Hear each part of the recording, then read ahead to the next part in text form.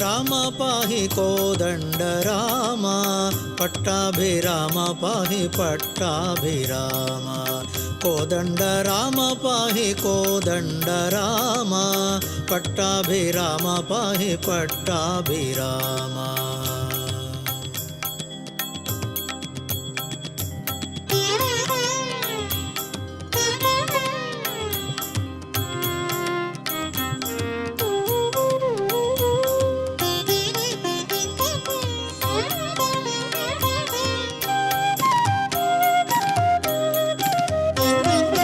दशरथ सुत प्रभु राजा राम कौसल्य सुत विभो सीता राम जानकी जीवन राजा राम ज्ञान गोचर सीता राम कोदंड राम पाहि कोदंड राम पट्टाभिराम पाहि पट्टाभिराम पट्टाभिराम पाहि पट्टाभिराम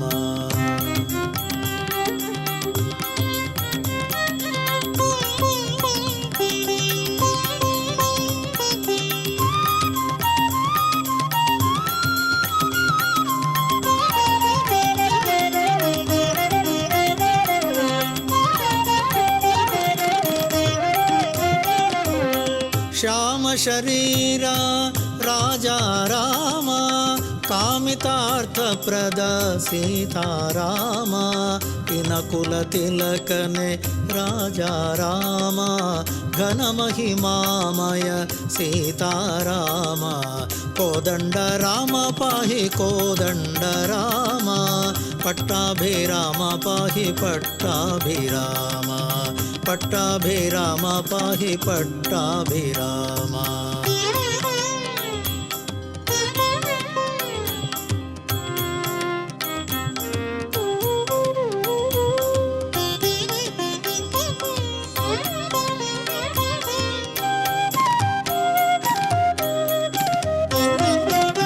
रावणनाशक राजा राम विभीषण पालक सीता राम हनुमद्वंदित राजा राम मनुकुलोत्तम सीता राम कोदंड राम पाहि कोदंड राम पट्टाभिराम पाहि पट्टाभिराम पट्टाभिराम पाहि पट्टाभिराम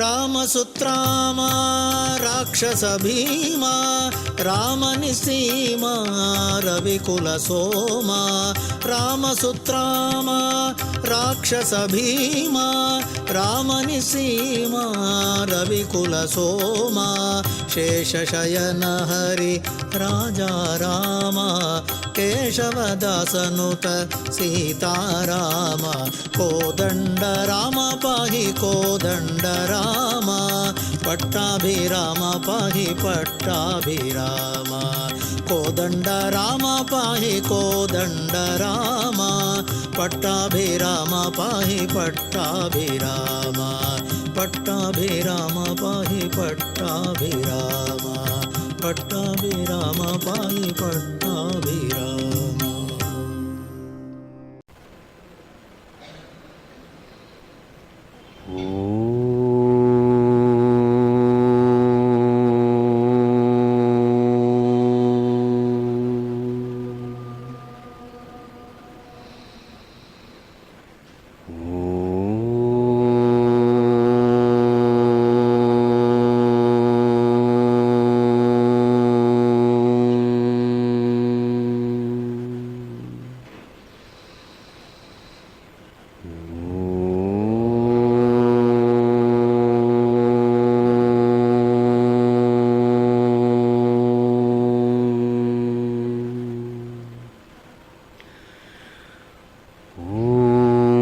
सहना भवतु सहनौ भुनक्तु सह वीर्यं करवावहै तेजस्विनावधीतमस्तु मा विद्विषावहै। ॐ शान्ति शान्ति। ॐ यं ब्रह्मा वरुणेन्द्ररुद्रमरुतः स्तुन्वन्ति दिव्यैस्तवैः वेदैः साङ्गपदक्रमोपनिषदैः गायन्ति यं सामगाः ध्यानावस्थिततद्गतेन मनसा पश्यन्ति यं योगिनः यस्यान्तं न विदुःसुरासुरगणाः।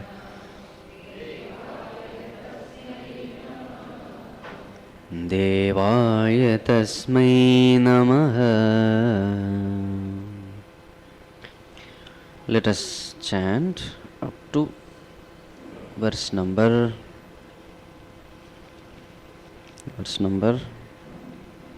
9.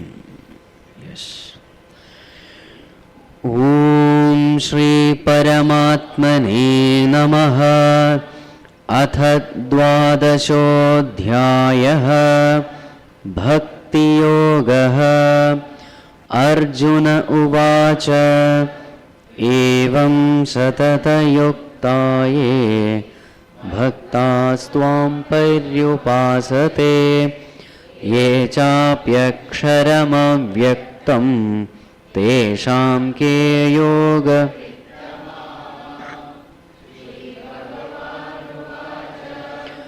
मय्यावेश्य मनो ये मां नित्ययुक्ता उपासते श्रद्धया परयोपेताः ते मे युक्ततमा मताः। ये त्वक्षरमनिर्देश्यम् अव्यक्तं पर्युपासते सर्वत्र गमचिन्त्यं च कूटस्थमचलं ध्रुवं सन्नियम्येन्द्रियग्रामम्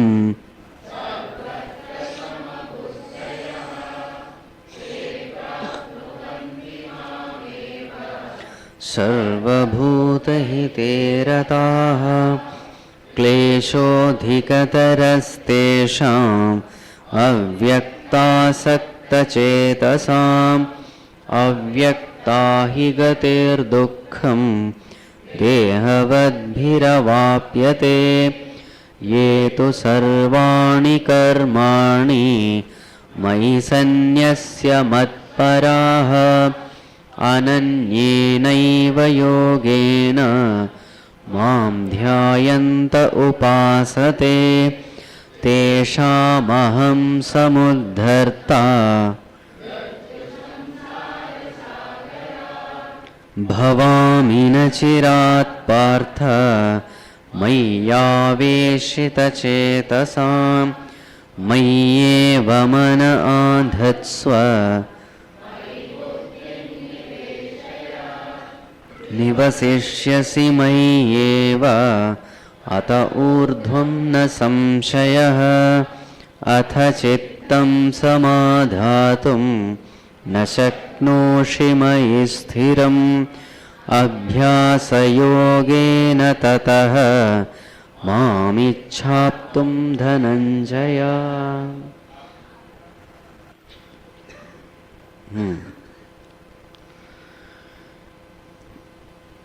Describing the various levels of sadhana, Bhagavan first points out the first, the highest, the supreme sadhana, that is nirguna nirakara dhyana, we can call it,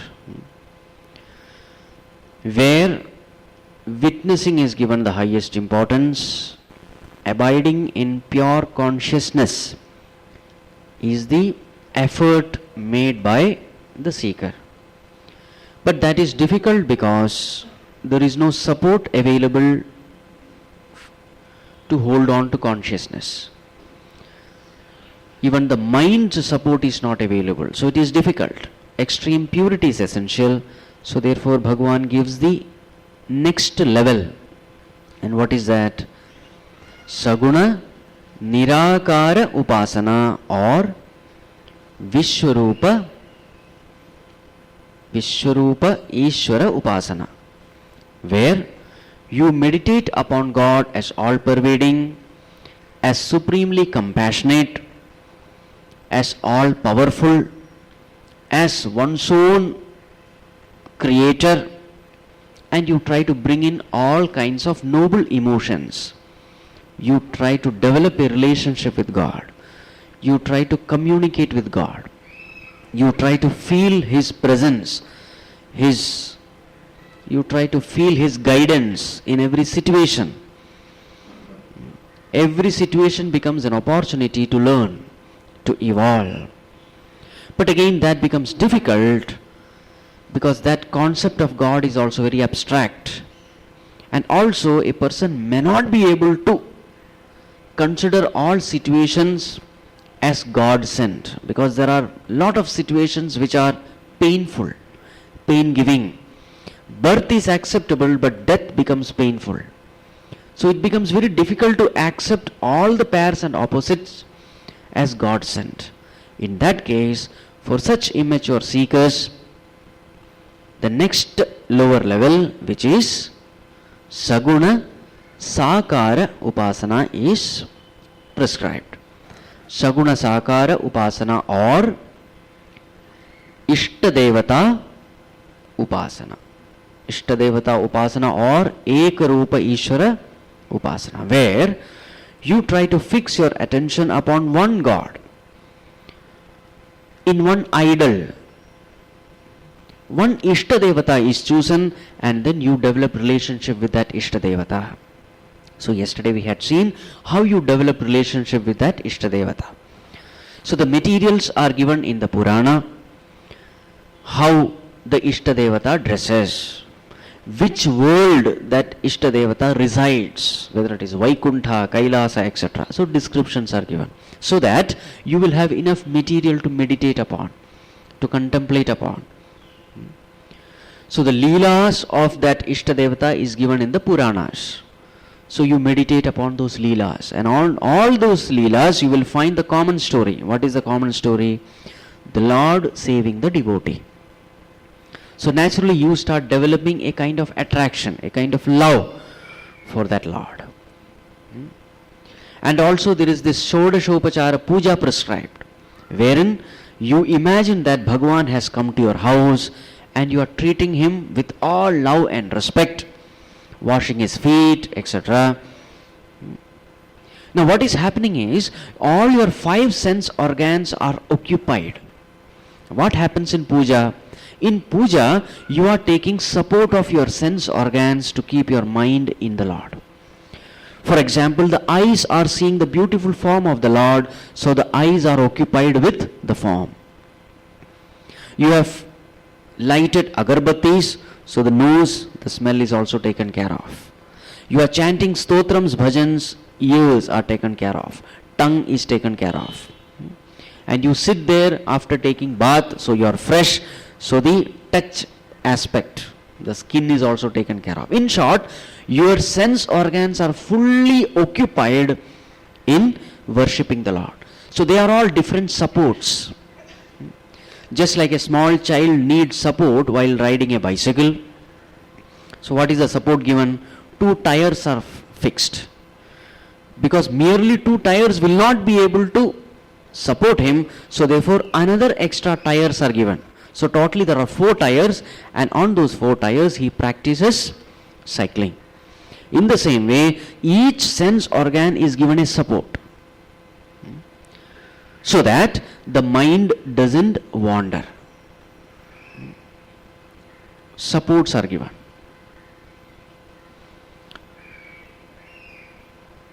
So this is Ishtadevata Upāsanā. So in this process, you develop all noble virtues, all noble qualities. So yesterday we had also seen we have to be very careful. What is the danger in this Upāsanā? The danger is there is a tendency to feel that my God alone is supreme and all others are inferior. So you must never indulge in such kinds of such kinds of arguments. All these, the purpose of the sadhana has to be understood. The purpose of sadhana is to develop noble virtues, noble qualities. It is not to create a kind of superiority complex. No God is superior in the sense that all are finite as far as the forms are concerned. Every God is finite. Even if you take Krishna as a form, he is finite. He had a birth date, he had a death date. What does it mean? It is finitude. Bhagavan Sri Krishna, you cannot say perfect. As far as that form is concerned, that form has an imperfection. Any form has got an imperfection. That is why in Puranas you will find the devotees worshipping the Lord and suddenly Bhagavan appears and then disappears. Bhagavan doesn't stay there. Why he doesn't stay there? He can't stay there because that form is a limitation. But as far as the highest form of worship is concerned, this problem doesn't exist. In the highest form of worship, it is Nirguna Nirakara Upāsanā. You are worshipping the consciousness or you are abiding in consciousness. Consciousness will never leave you. There is no coming and going for consciousness. It is ever there. At the most you can ignore it, but you cannot deny it. You cannot escape it. But when you do this Ishtadevata Upāsanā, all these problems will come. There will be Bhagavan coming in the dream and going away. So this coming and going will be there. So naturally, therefore, devotees will have problems also. He wants Bhagavan always to be in front of him, which is not possible. So therefore, lot of sorrow, etc. will be there. Viraha Gitam will be there.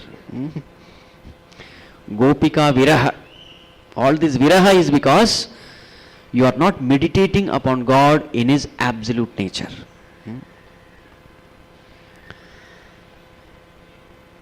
So this is Saguna Sakara Upāsanā. Now someone says, Bhagavan, even that is difficult for me.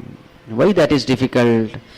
It is difficult because you have to sit there and you have to do this Upāsanā, where the activities are mainly mental. You are superimposing the concept of God upon an idol, where the activities are more mind-oriented. Any mind-oriented task is difficult. Any thought-oriented task will be difficult. Body-oriented task will be easy because body is gross.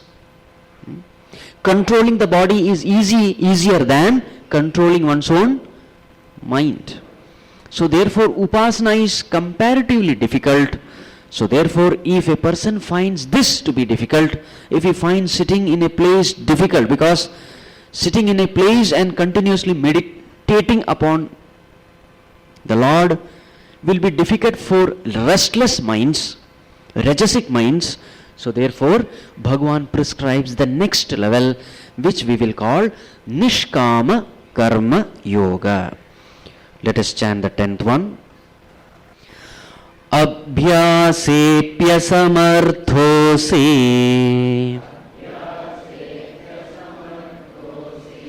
mat karma paramo bhava madarthamapi karmani kurvan siddhimavapsyasi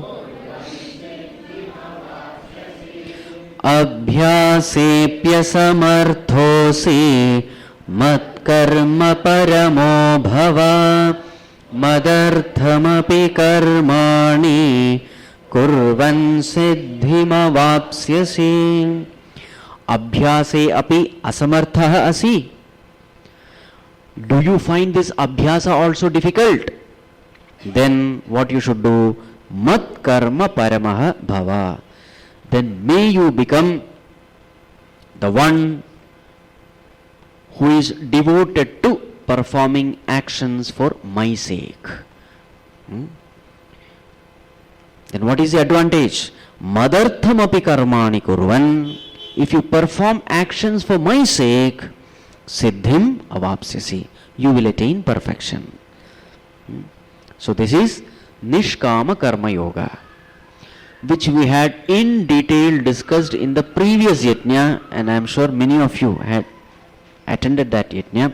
So briefly I will touch upon the major points. The previous yajna had been recorded, so the CD is also available. But now we will just see the important points alone. So what is the most important point to be kept in mind in NISHKāMA KARMA YOGA or the real Karma Yoga?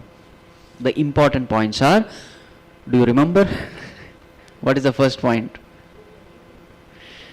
Kartavya nirvahanam, perform your duties. How you must perform your duty? Point number 2. Samyak acharanam, performing as best as you can. Point number 3. Ishvara arpana buddhihi, perform it as a worship of the Lord. 4th one, Ishvara prasada buddhihi. When the results come, receive it as prasad from the Lord. These are the points to be kept. Perform your duties as best as you can, keeping the bigger picture in mind, for the welfare of all, as a worship of the Lord, without selfishness, without ego and egocentric desires, and receive the results with an equanimous mind as prasad from the Lord. This is the essence of Karma Yoga.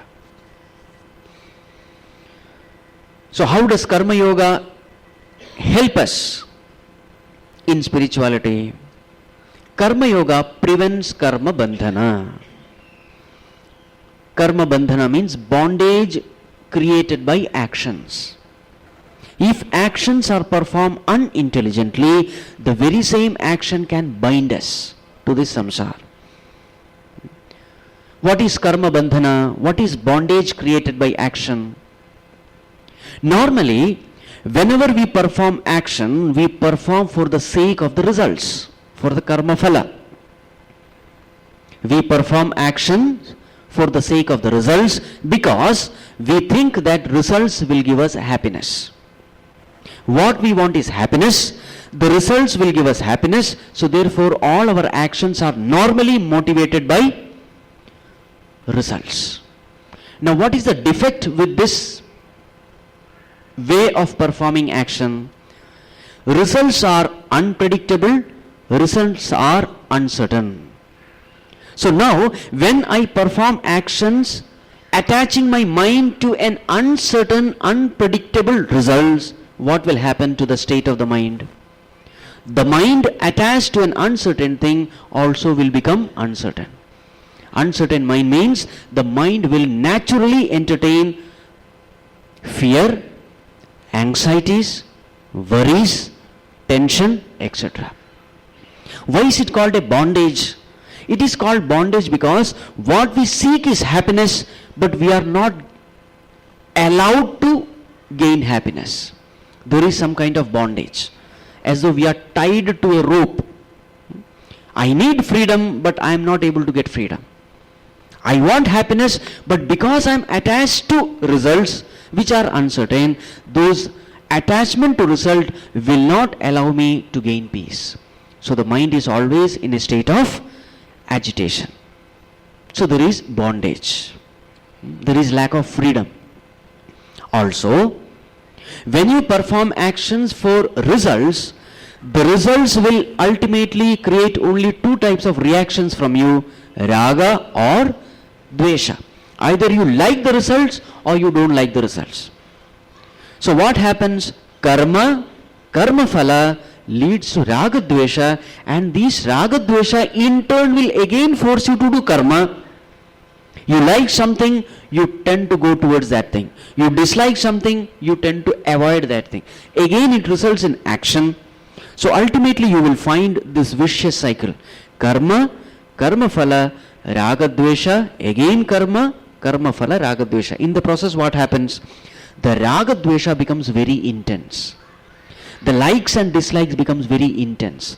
Such a person becomes a very irritable person.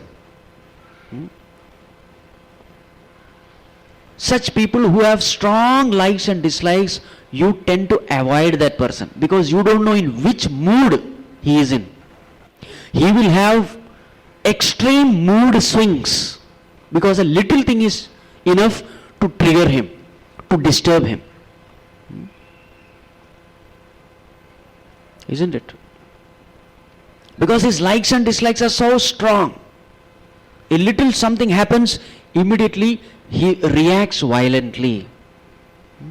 All these are because our intense likes and dislikes. And how did this likes and dislikes, how did it become intense? It is because of our unintelligent performance of action. And what is that unintelligent performance of action? When actions are performed keeping results alone as the goal, results alone as the highest priority, when you perform such actions, then those actions are called unintelligent actions. Those actions will create more and more impurity. More and more impurity means you are further and further away from God. Purer the mind, nearer you are to the Lord.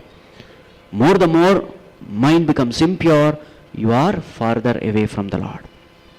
Now how does Karma Yoga addresses this problem? In Karma Yoga, the Karma Yogi keeps God as the highest priority. He performs actions to purify his mind to please God. How did he gain this knowledge? He gained this knowledge through scriptures. So he has understood through scriptures that I am infinite and immortal by nature. My experience of perfection I am not gaining because of my imperfect mind, because of my impure mind. So the solution lies in purifying the mind. The moment I purify the mind, I would gain the knowledge about myself. I am by nature perfect, infinite and immortal. So the obstruction is the mind, so the treatment has to be given to the mind. So the Karma Yogi is very clear with this regard. So therefore all his actions are motivated by only one. What is that? Purification of mind. Chitta Shuddhi is the only goal for which he performs action.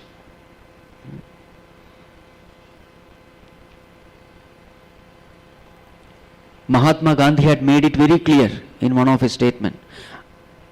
I am involved in this freedom struggle not for the independence of this nation, but as a means to realize God.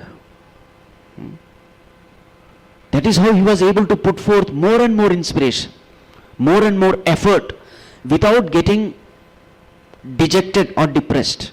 Because his goal was not independence.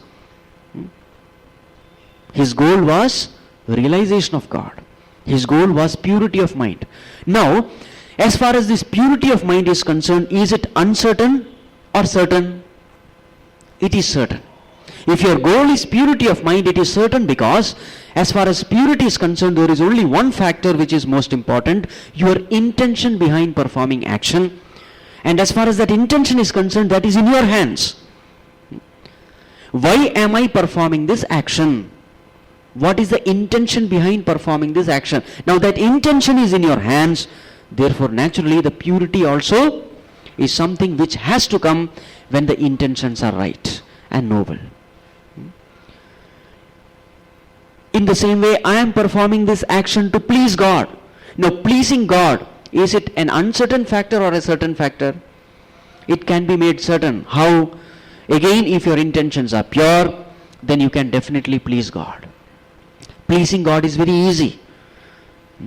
If your intentions are pure, if there is no, ill intention behind performing action, then naturally you will find God is pleased. How will you know God is pleased? You will know God is pleased. Only thing is, you have to look within your own heart. If there is conscience prick, that means God is not pleased. If the mind is disturbed, it means God is not pleased. If the mind is peaceful, it only means God is pleased. So therefore, pleasing God is easy. It is in your hands. Unlike the karma-phala, which is not in your hands. Purifying mind, it is in your hands. So karma yogi considers God as the highest priority. Results are secondary for him. So therefore, when he performs actions, naturally his mind is peaceful. There is no worry, there is no tension, there is no anxiety. So while performing action, his mind is quiet. So what kind of actions will come out of him? The best actions will come out of him because he is performing those actions with a peaceful mind. Whereas a karmi who is performing actions for the results, what kind of actions will come out of him? Only inferior actions will come out of him because he is performing those actions with lot of fear, lot of anxiety and worry. The more and more you are anxious about the results, the more and more your actions will become inferior. Quieter the mind, the greater will be the quality of your actions. More disturbed the mind, the quality of actions will come down. So as far as a karma yogi is concerned, he is performing actions of a very high quality, so naturally the results also must be of high quality. So see the number of benefits a karma yogi enjoys. Number one, actions are very good. Therefore, the results also are of very high quality. Number two, since he is performing actions to please God, his love for God increases. His faith in God increases. Number three, since actions are not performed for the results, there is no bondage of actions. Those actions purify his mind. It becomes a means for liberation. Ishwararpitam nichchaya kritam chittashodhakam mukti sadhakam. When actions are performed for the sake of Lord, without the desire for the results, those actions becomes a means to purify the mind, and thus it becomes a means for liberation. So this way a karma yogi, after performing actions, purifies his mind, and when the mind is purified, he is able to go and perform the higher sadhanas. In the higher sadhanas, you must have more and more control over the mind. This control over the mind, karma yogi attains by performing karma yoga. So what are the duties he performs? Just we will, just see in brief. We said he must perform his duties. What are his duties? Duties are Pañcha-mahāyajñas. What are the Pañcha-mahāyajña? The first one. First one is Deva-yajña. Yes, Deva-yajña. What is that Deva-yajña? So as a citizen of this cosmos, we have certain responsibilities imposed upon us. Duties does not mean merely our duty towards our parents, duty towards our husband, wife, children. No. When we say you are Kartavya-karma, you have a big cosmos as a family. So Deva-yajña means offering our gratitude towards the forces of nature. So that means keeping this nature pure, clean, worthy of living. This is Deva-yajña. Second one, Brahma-yajña. Brahma-yajña means all the scriptures whatever we study today, it has come from the great Rishimunis. Thousands of generations it has come, and today it is there. So it is our responsibility to gain the knowledge, transform our life, and then pass on this knowledge to the next generation. Whatever we have understood, it is our responsibility to pass on this knowledge to the next generation. This is called Brahma Yajña or Rishi Yajña. The third one is called Pitru Yajña. Pitru Yajña means our responsibilities towards our ancestors, our parents, our grandparents. So how can we offer our gratitude to our parents and grandparents? Take care of them well, with love and respect. This is Pitru Yajña. Then the next one is Nr Yajña or Manushya Yajña. Whatever comforts we are enjoying today, it is because somewhere or the other someone has worked for it. Someone has sacrificed his efforts, his talents, etc. So therefore we are indebted to the society, to the mankind. So therefore we must be grateful to everyone in this universe, every human being. So therefore all kinds of services we do to our fellow human beings must be done properly, lovingly, with the feeling of gratitude. This is Nru Yajña, Manushya Yajña, and the last one is Bhuta Yajña. We are indebted to plants, we are indebted to animals. They also make us, indebted by sacrificing themselves. We are alive because of these plants and animals. So therefore, they have to be treated well. They have to be treated like our younger brothers and sisters. So this way, we have certain responsibilities as a citizen of this cosmos. No doubt, we are all citizens of this country. But our responsibility as a citizen of this cosmos is much bigger. That is why our Hindu scriptures say, Vasudhaiva Kutumbakam. We are one family. The entire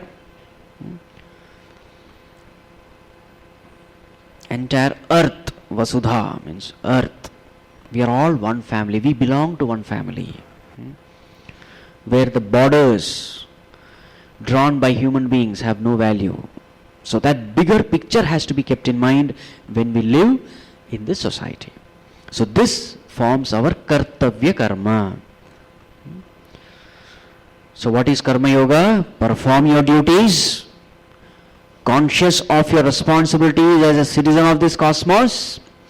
Perform your duties as best as you can for the welfare of all, keeping the bigger picture in mind, offering everything as a worship of the Lord, and at the same time receiving results as prasad from Lord. This way, when you perform actions, the mind becomes pure. Such a person need not sit at the seat of meditation. He can be in the field of action. But in the process, what happens? His mind becomes more and more pure, and thus he becomes fit for the higher sadhanas. But now someone says, Bhagavan, this is also difficult for me. Why is it difficult? It is difficult because you said God has to be kept the highest priority. Karma-phala has to be considered as a secondary byproduct. Bhagavan, it is difficult for me because I have lot of desires. To be frank, I have lot of desires. I have desire to earn money. I have desires for good job. I have desire to have a family life. I have desire to make big house, etc. I have desires for all these worldly pleasures. Is there any sadhana for me also? Because, let me be frank, I cannot keep God as highest priority. I have to keep my desires only as highest priority. In fact, I use God as means to attain my goal, to attain my desires. Is there a path for me also? So Bhagavan says, of course, yes. You also can be considered as a sadhaka. So what are the conditions to be fulfilled? So let us chant verse number 11, where level number 5 is given. Athaitadapyashaktosi kartum mad yogamashritah sarva-karma-phala-tyāgam tatah kuryatātmavān athaitadapyashaktosi kartum mad yogamashritah sarva-karma-phala-tyāgam tatah kuryatātmavān. Atha etat api ashaktah asi. Are you incapable of doing this also? Then what you have to do? Tataha mad yogamashritah yatatmavan sarva-karma-phala-tyāgam kuru. Do this much. Okay. Now you say that you have lot of desires for the world. You have lot of worldly desires. And because of these desires, you are not able to keep God as highest priority. Doesn't matter. Use God as a means. Let your desires be the highest goal. But what are the conditions? Yatatmavan. Condition number 1. Yatatmavan means work hard. Be straightforward. Be clean in your dealings. Legitimately put forth effort. Because now that you want something of the world, naturally you have to put forth effort. Don't try any short circuit. Don't try any shortcut path. Not short circuit, shortcut. Be clean in your dealings, work hard with all the God-given talents, God-given abilities. Put forth your effort. Yatatmavan. Make God as a means. God as a means means what? I am not interested in moksha, etc. I don't want moksha, I don't want all the sadhana, nothing I want. I want the world. So God says, I will be your helper in achieving your goals.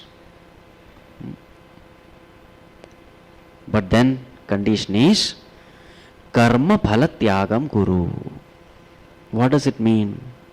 It means Bhagavan says to this devotee, understand that I am your well-wisher, not your wish fulfiller.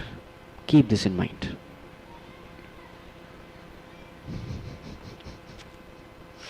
Always keep in your mind what? I am your well-wisher, not your wish fulfiller. This always you keep in your mind. What is good for you, I will do it. What is good for you, I will do it. Because you are seeking my help. Now since you are seeking my help, since you have faith in me, since you have faith that I will help you, you are not denying my existence. Arjuna, this also can be considered as yoga. This we can call it SAKÀMA KARMA YOGA. What was the earlier one? NISHKāMA, selfless. Now here it is SAKÀMA. SAKÀMA means selfish. Kama is there, desire is there. But it is a yoga. Why is it a yoga? It is yoga because there is an effort of the seeker to unite with God. Yoga means to unite. So he is uniting with God not for the sake of God, but for the sake of the world. No problem. But he is seeking the help of the divine. So Bhagavan calls that also as yoga only. Udara sarva evaite, Bhagavan says in chapter number 7. Artaha, what is that? Artharthi jitnyasu jnani. Isn't it? There are people who seek God because they are afflicted because of so many problems in life, sufferings. So in order to relieve oneself from the suffering, they seek the help of God. Bhagavan says they are also my devotee. They are called Artha Bhaktas. Then there are Artharthi Bhaktas, meaning people who seek name, fame, money, prosperity. They are also Bhaktas because they have sought God. Udaraha sarva evaite. Bhagavan says they are all great in their own respect. Because you are seeking God means you believe in God. That's a great thing. And you also believe that God exists and He is ready to help you. That is also a great thing. Isn't it? So this is called SAKÀMA KARMA YOGA. So in this, what the devotee has to keep in mind, Bhagavan answers your prayers in 4 ways. This has to be kept in mind. Bhagavan answers your prayers in 4 ways. What are the 4 ways? First one, yes. Yes means what? Whatever you ask, it will be given to you. It's called yes. 2, no. What you ask, He won't give you. 3, wait. 4, take. Here is something better. These are the 4 ways. What is the first one? Yes. So whatever you ask, He will give you. He will give you whatever you ask. That is why there is so much of rush in Tirupati. Because they have got something. Otherwise, how is that they are again and again going there? So many people have faith. That itself proves that He is giving. He is answering the prayer, isn't it? Yes. The first is yes. The second one is no. No means what? This is not good for you, I will not give you. Now that you have sought me, now that you have turned towards me, remember, I am your well-wisher, not your wish fulfiller. So sometimes Bhagavan says, no, I will not give you. Because you don't know what are the consequences, but I know, because I am your creator. What is good for you, I know it well. If suppose a child says, mother, give me that knife, I want to play with it. What will the mother do? Will she give? The child doesn't know the consequences, but the mother knows. So the mother will not give the knife. Not giving doesn't mean she doesn't love. In fact, she is not giving because she loves. That has to be understood. And this is where most of us lose our faith. The moment your prayers are not answered, there are people who have thrown away the photos of the Lord from their puja room. They have thrown it out. They have become atheist. Why? Because some of their prayers were not answered. They are only making their life more and more miserable by doing it. So number 2 is no. Number 3 is wait. You have to have patience. When the right time comes, I will give you. And number 4 is take. Here is something better. Means what? What you are asking is not that good. There is something better which you don't know, which I know. Take that. This is how Bhagavan will answer your prayers. So here karma-phala-tyāga means allow God to decide, choose for you. Let Bhagavan decide for you. You put forth your wish, your desire. Bhagavan, I want this. So therefore I am doing this prayer, etc., etc. Do this. But as far as the results are concerned, give total freedom to God. At least do this much. This is called karma-phala-tyāga here. Is it practical? It is very much practical. It is very much practical. Involve God. Use His wisdom. So in this process what happens? Now how can you call it yoga? How can a person progress in this way? Because here God is only a means. What is the goal? World is the goal. Artha Kama is the goal. Dharma Moksha is not the goal. They are only a means. Artha Kama is the goal. So how can a person progress? One may ask. A person progresses because more and more he takes his problems to the Lord, and when more and more he sees that there is a response, and definitely you will see a response. When you take the problems towards the Lord, you will definitely find response. And when you start seeing the response, your faith in God starts becoming stronger and stronger. How do you develop faith in anything for that matter? Like for example, a fridge or a TV or a mixie in your household equipments. How do you develop faith in it? When every time you switch on, when every time it works, you develop faith, isn't it? But suppose there is a TV which sometimes becomes off, sometimes becomes on. What happens to your faith? It is shaken. So, how does your faith become strong? When every time you see something happening, your faith becomes strong. Tomorrow will the sun rise or not? Tomorrow will the sun rise or not? How do you know? You don't know ABCD of that thing. How it is rising, why it is rising, you don't know. But even then, you are sure. How much percent sure? You are 100% sure, isn't it? Till now it has happened. Millions of years it has happened. So definitely it is going to happen tomorrow also. That faith has come because of repetitive confirmation. Isn't it?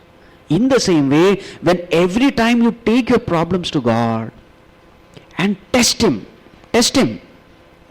whether He is solving it or not. Test Him. And Bhagavan is ready for the test. He has given promises. Name bhakta pranashyati. My devotees will never perish. Yoga kshemam vahamyaham. I will take care of all your yoga kshema. Isn't it? So many promises He has given. Test Him whether He fulfills His promise or not. And then you will find that He definitely fulfills it. And when you find this, such happenings in your life again and again, what happens? Your faith starts becoming stronger and stronger. Not only your faith becomes stronger and stronger, your love for God also starts becoming stronger and stronger. Remember, it is not by reading books or listening to lectures that your faith becomes strong. No. The world is given for experiencing, for testing, for experimenting. That is why the world is given. Learn the formula of the scriptures, apply it in the world. Mere studying theory will not do. You have to enter into the laboratory, isn't it? You have to do the laboratory experiments. In the same way, you have to experiment these truths in the world. So then, when this devotee starts finding that there is someone who is really concerned about me, who loves me, who is guiding me, who is protecting me, naturally what happens? Naturally the love and devotion starts becoming stronger and stronger. Love for God starts becoming stronger and stronger. The mind also starts becoming purer and purer. And when you start loving God, when you start loving anyone, will the concentration be difficult? No. Anyone whom you love, fixing the mind upon that person is very easy. So through such experimentation, a person develops tremendous amount of love and devotion for God, and once that devotion rises in the mind, from then onwards sadhana becomes easy. Wherever love is there, sadhana becomes easy. Many people say, oh, spirituality, this path is terrible, very difficult. It is not difficult, provided you have this one element, this element of love. You ask a mathematician, is mathematics difficult? He will say, no, it is very easy. Why? Because he loves maths. Isn't it? Wherever there is love, there is concentration, there is effort, everything else comes automatically.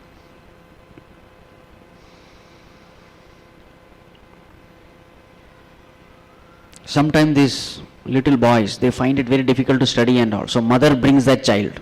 Swamiji, please tell him how to concentrate. Advice. So we say there is no difficulty in concentration.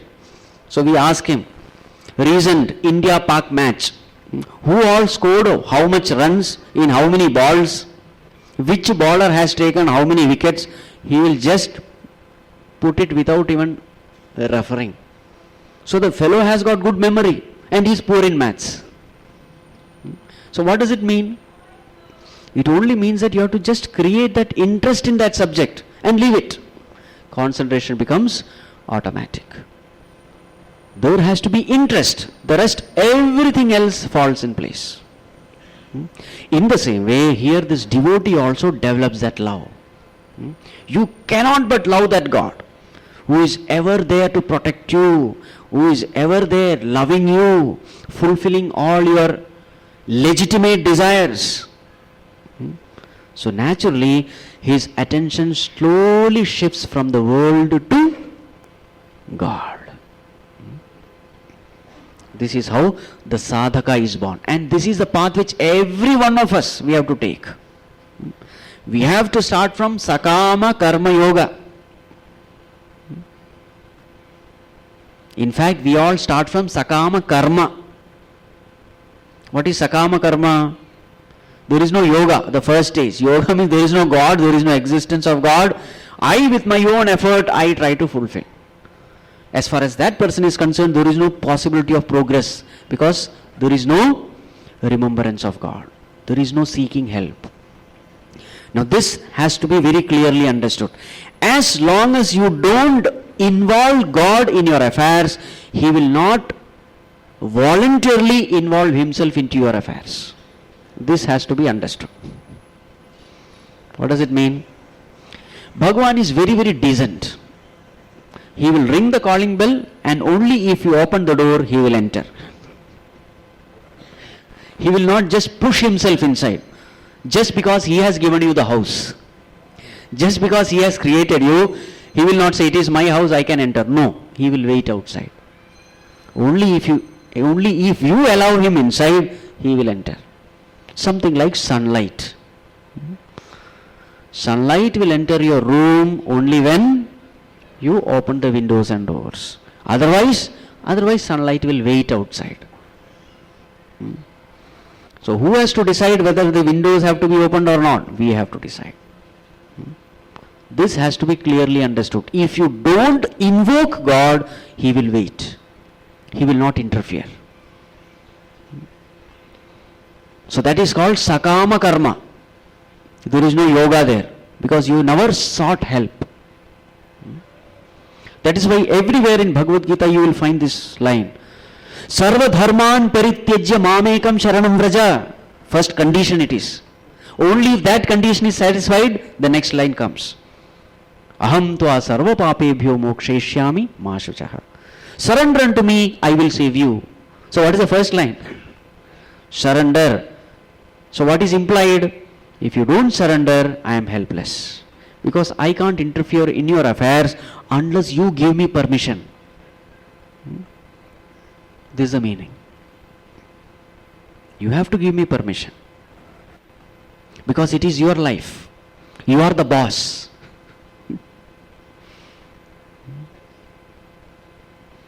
Isn't it?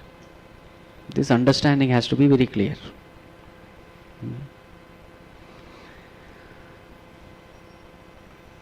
There was a very famous painter.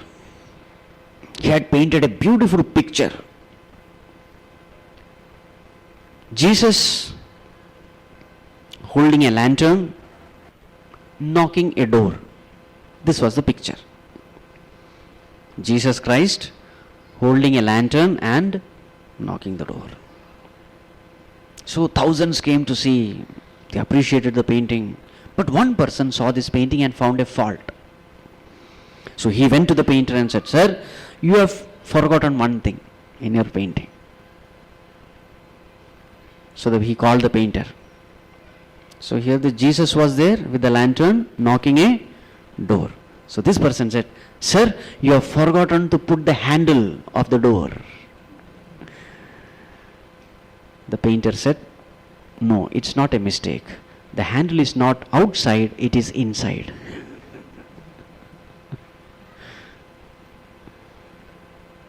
You got it? Jesus can show the light. Jesus is knocking also. But who has to open the door? He is helpless because handle is not there outside. Handle is inside.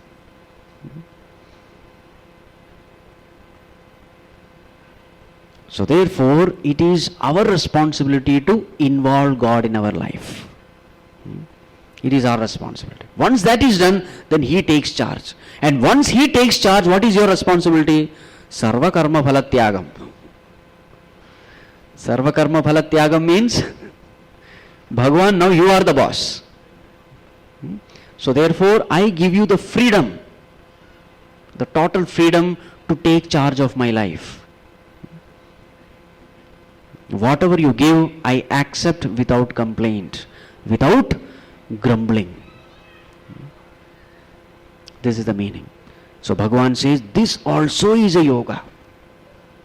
Though you are seeking the world, you are seeking the help of God, and God is willing.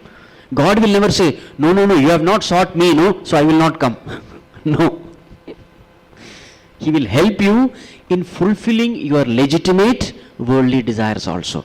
And the very same God will give you that vairagya also, the dispassion also for the worldly desires, and take your attention towards Him. So this is the fifth level, SAKÀMA Karma Yoga. Now a person may say, Bhagavan, this is the lowest one, because it is the fifth level. First one, what is the first one? Nirguna Nirakara Dhyana. Second one, Saguna Nirakara Upāsanā. Third one, Saguna Sakara Upāsanā. Fourth one, NISHKÀMA Karma Yoga. Fifth one, SAKÀMA Karma Yoga. So one may say, oh, that means I am the most useless fellow. If you can't do level number 5, go to level number 4. If that also you can't do, level number 3. That also you can't do, level number 2. Oh, that means I am useless. Suddenly in the next verse, Bhagavan said, no, this karma-phala-tyāga is the highest sadhana. Suddenly he turns everything. That is the greatness of Bhagavan. Let us chant that verse. Verse number 12. Shreyo hi jnanam abhyāsāt jnanādhyanam vishishyate dhyanāt karma phala-tyāgah tyāgāt śhantiranantaram Shreyo hi jnanam abhyāsāt jnanādhyanam vishishyate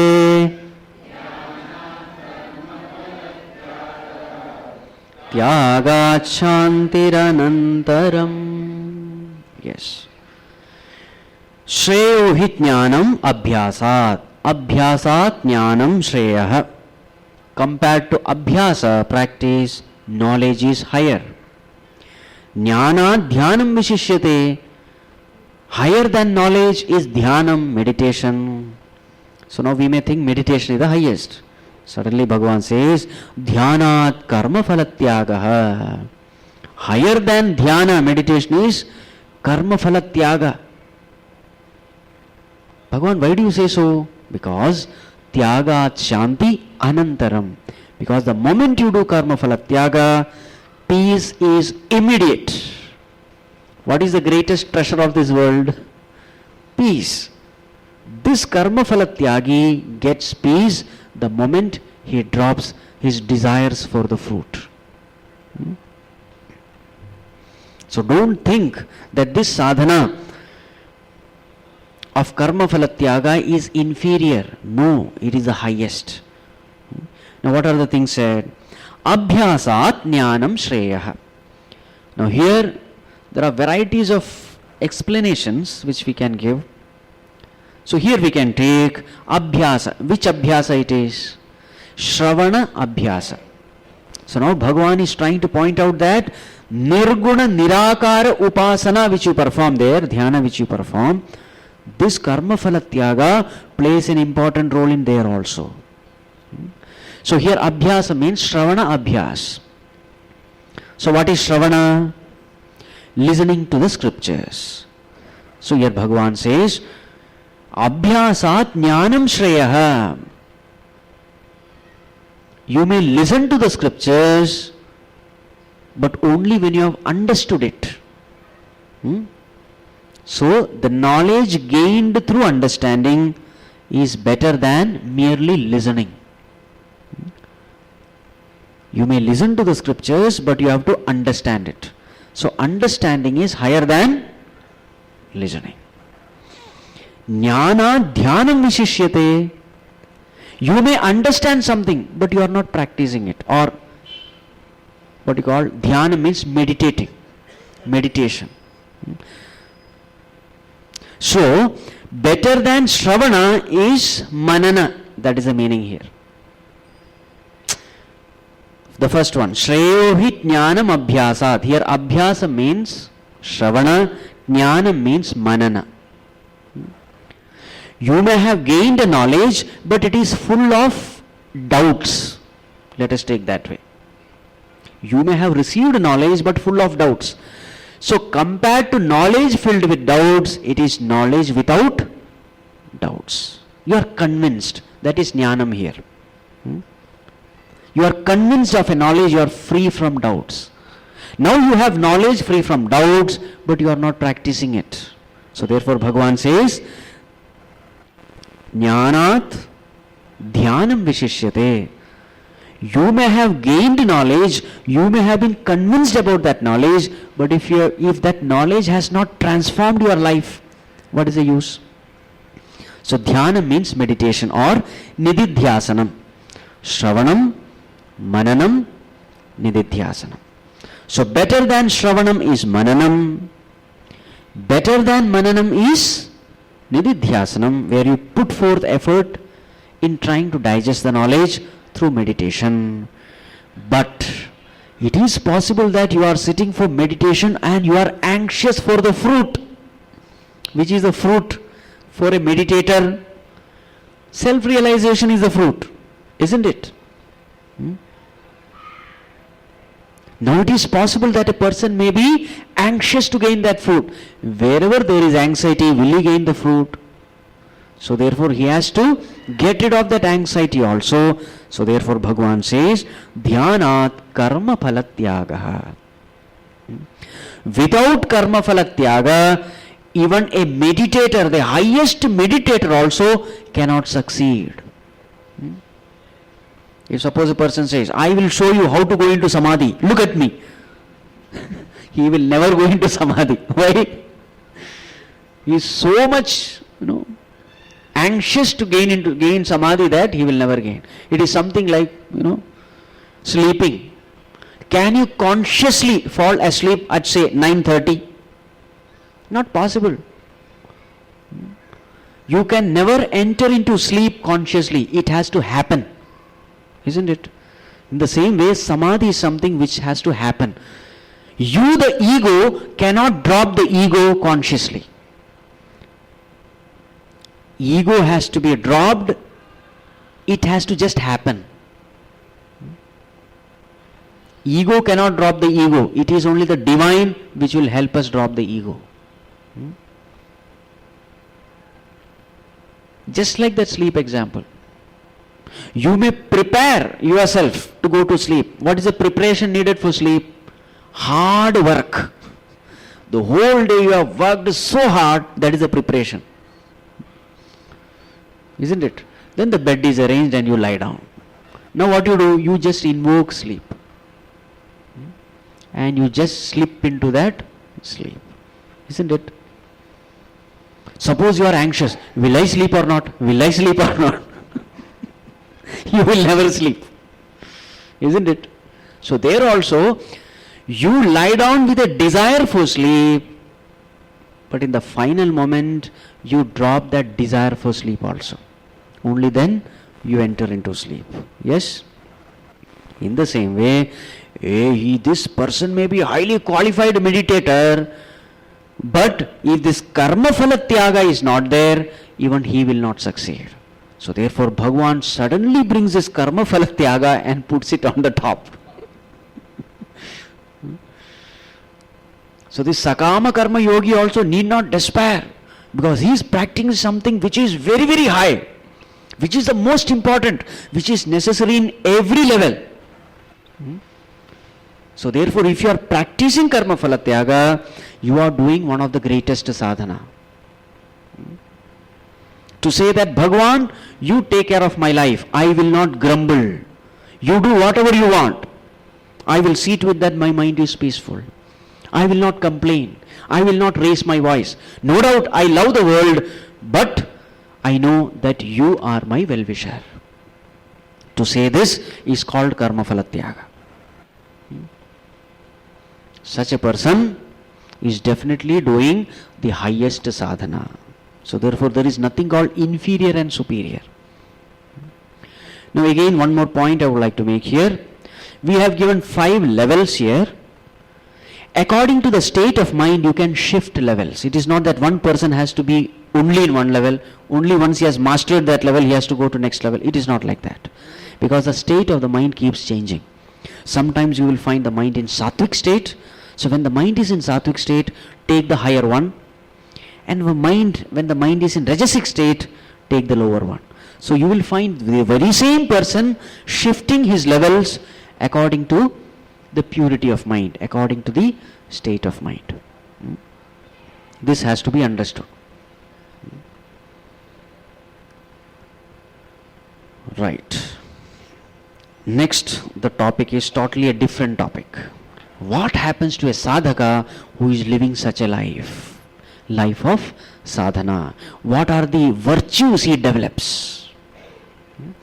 This we will discuss tomorrow.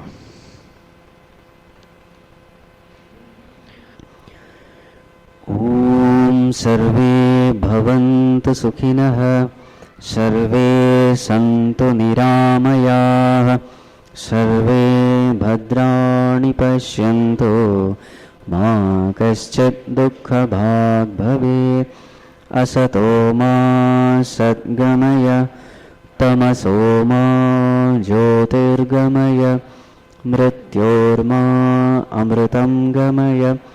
Om Purnamadav Purnamidam Purnat Purnamudachyate Purnasya Purnamadaya Purnameva Vashishyate. Om Shanti Shanti Shanti. Hari Om Shri Gurubhyo Namaha.